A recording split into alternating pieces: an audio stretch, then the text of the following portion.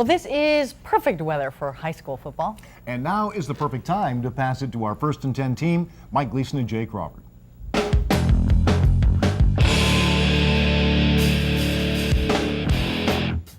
And welcome to week number 3 of 1st and 10. I'm Jay Crawford along with Mike Gleason. Jay, we've got quite a few outstanding matchups tonight. Including tonight's big game, which was Waterson at Dublin-Kaufman. Now, last year when these powers met, Waterson stuffed Dublin-Kaufman at the goal line of the game's final play to win it 17-14.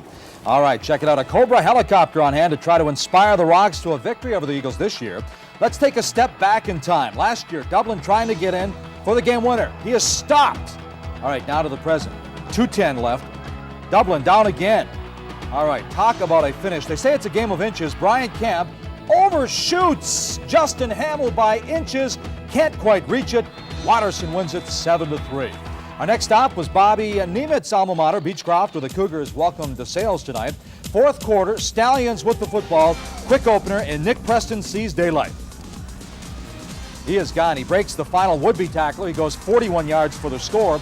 Bob Jacoby getting some mileage out of the kicking game as well tonight. Brett Peterson with a couple of field goals from 35 yards out, and then he tacked one on from 38 yards out. And last week, the Stallions beat Westerville South. Tonight, it's DeSales 26, Beechcroft 7. Mike, Worthington, Kilbourne, and Dublin now. First quarter when we get there.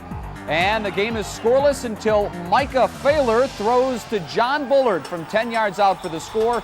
It was 7-0 Kilbourne. Then, later first half, it is Failer again. He was red hot tonight. This time he finds Keith Warren, who is off to the races. 54 yards for the touchdown. It was their second. It gave him a 13-7 lead. Kilbourne goes on to the easy victory, 35-9 with the final. Gahanna is next, and that's where the unbeaten Lions would try and hand Mifflin their first loss. First quarter, Gahanna with it, and this is DJ Gaylord with the 10-yard touchdown run, 7-0 Gahanna. Second quarter now, Gahanna with it again. This time they want to throw, but, well, it doesn't work. Tywan Preston of Mifflin with the interception, and he's going to return it to the Gahanna 20-yard line, and that sets the table. A few plays later, Kamal Ingram goes to James Curry. That ties the score at 7. Gahanna, with a second-half touchdown, wins over Mifflin 14-13. As usual, Chopper 10 hit the air to pick up a couple of games tonight. Let's check in with Dom Taberry to find out where we touched down for week number 3. Dom? Well, guys, it was a trip down south, beginning with Paint Valley. They hosted Logan Elm tonight, and you can see the shot from Chopper 10 in first quarter. Logan Elm up 7-0, and you can make it 14-0. That's Justin Wagner with the interception, and forget about it. He'll take it all the way back for the touchdown. And once again, that made it 14-0 now in the second quarter, and here comes Paint Valley. Nick Yo from 2 yards out. Paint Valley comes back to win this one, 27-21. Our other stop, Washington Courthouse, where Miami Trace hosted Hamilton Township. And we'll go to the third quarter. Trace up 19-0. They want more. Justin Johnson from 5 yards out. 26-0 Trace. Still in the third, and it turns Joel Mark from 4 yards out. 33-0 Trace. Hamilton finally got on the board. Rick Dillon to Garen Ivory for the touchdown. Miami Trace wins it 41-20. And Mike and Jay, that is a look at our Chopper 10 highlights. Let's throw it back to you. All right, Dommy, thank you very much. Let's go right back into it, all right? Yeah, let's get right back into it. All right, let's check out some City League action. All right, the big matchup tonight was at South High School, where the Bulldogs welcome Marion Franklin. And early on, Carlos McCall and Kenna McCrae get the sack for the safety for Marion Franklin. But here come the Dogs. Check out Jason Jackson doing a Stanley Jackson imitation down the sidelines, and watch the cutback, just like Stanley. 55 yards for the touchdown. Then Jackson going upstairs, but how about the grab by Philip Cockerham? Oh, wow, big-time play. South 20-14 over Marion Franklin. Jay? Mike, 1st and 10 made it out to Newark tonight for the Reynoldsburg game with the Wildcats.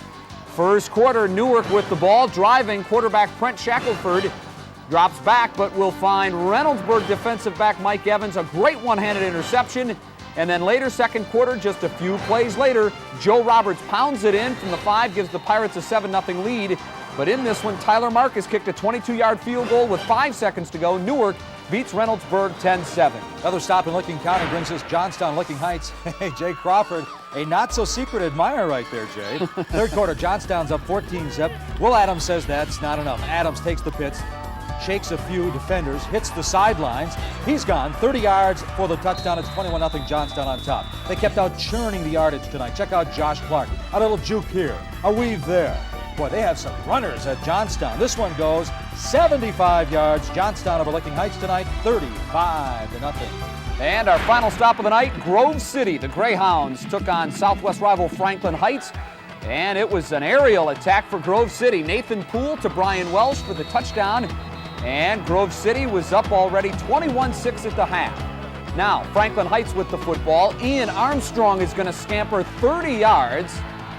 It's going to go for the touchdown, but this one was all Grove City. If you want a long touchdown pass, right here is Brian Welsh. He was on tonight. A beautiful pass to the end zone. Grove City wins it. Final score 35-12. Welsh with 2 touchdowns throwing, as Grove City has no trouble winning. That does it for this edition of First and 10. Now Mike Gleason takes over with the day's news and sports. All right, Jane, coming up in sports, Tim Walton takes us trip down memory lane. Not many guys could hit like Mr. Walton. We'll talk with Timmy coming up right after this.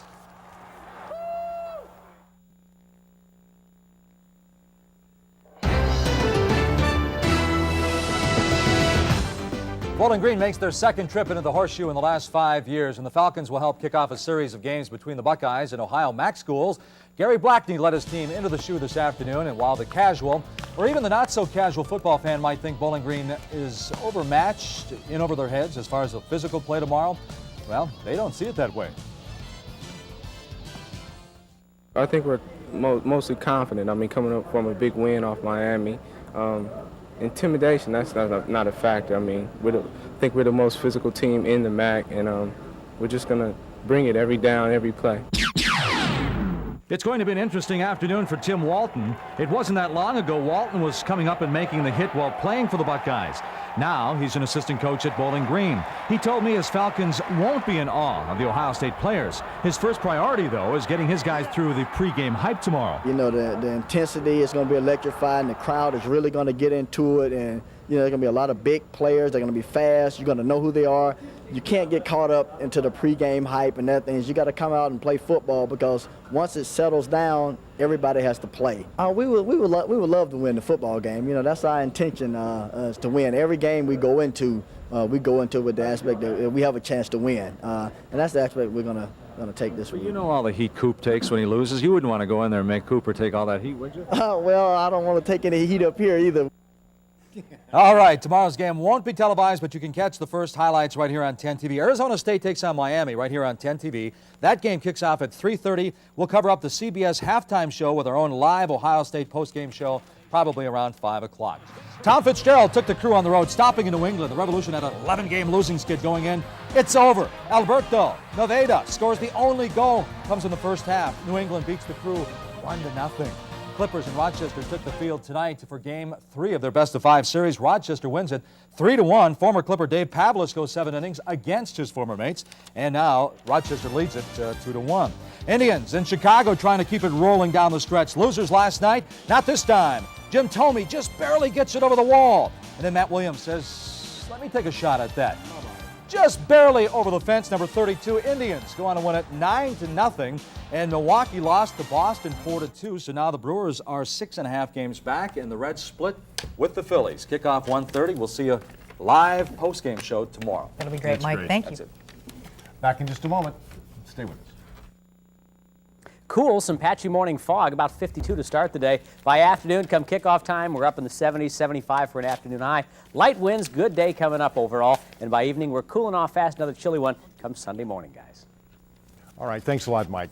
We first told you tonight that Lori Morgan has canceled her concert at the Delaware County Fair tomorrow night. Well, we now know who will be her replacement. Mark Chestnut will take his center stage. Morgan is apparently in the hospital with a sinus infection down in Nashville.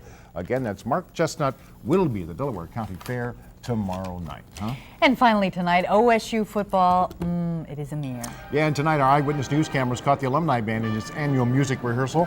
Tomorrow morning, these young men and women will be out bright and early preparing for pregame and halftime. Over 600 coming back tomorrow. Only at Ohio State does the Marching Band Alumni perform with a full pregame and halftime program. And with that, you listen. And from us, a hearty thank you and Go Bucks.